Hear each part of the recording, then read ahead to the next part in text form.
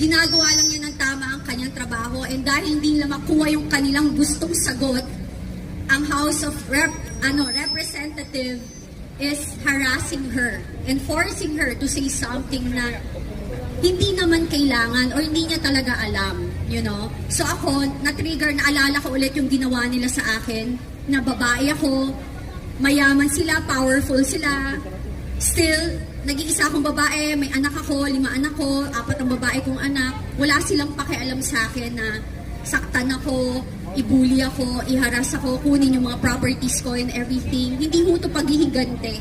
Pero, kailangan ko ikwento yung story ko for people to know na hindi ho ito ngayon lang. Sanay ho silang mangganito.